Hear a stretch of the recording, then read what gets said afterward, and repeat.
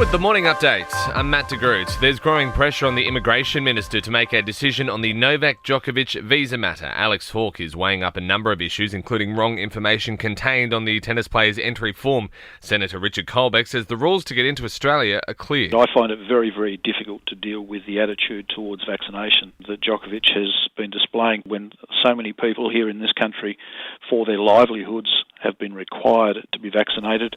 National Cabinet will meet again today with leaders considering relaxing close contact rules for more workers. Transport and logistic workers could be the next to have their quarantine rules eased as the sector comes under increased pressure.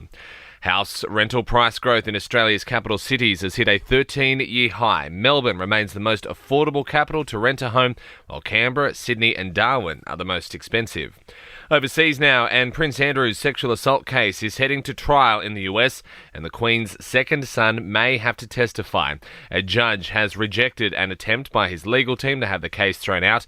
They had argued a settlement had already been reached, meaning he was immune to legal action. That has been overruled.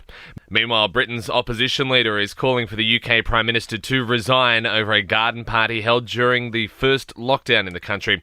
Now, Boris Johnson has apologised for the gathering at Downing Street, saying he thought it was a work function. After months of deceit and deception, the pathetic spectacle of a man who's run out of road. His defence that he didn't realise he was at a party. It is so ridiculous that it's actually offensive to the British public. And Aussies Nicole Kidman, Cate, Blanchette and Snook have scored Screen Actors Guild Award nominations. Succession, Ted Lasso and House of Gucci dominated the awards, which are on in late February. In sport, and Thanasi Kokkinakis has beaten the second seed John Isner at the Adelaide International. I'm in the best shape physically I think I've been in for a while. As I said, great off-season set me up for this and playing these matches, and this is ultimately where I want to be day in, day out. So, yeah, I feel good. And Australia's Ashes cricket side has had their first look at the Blundstone Arena pitch in Hobart. The Aussies have held their first training session ahead of the fifth test starting tomorrow.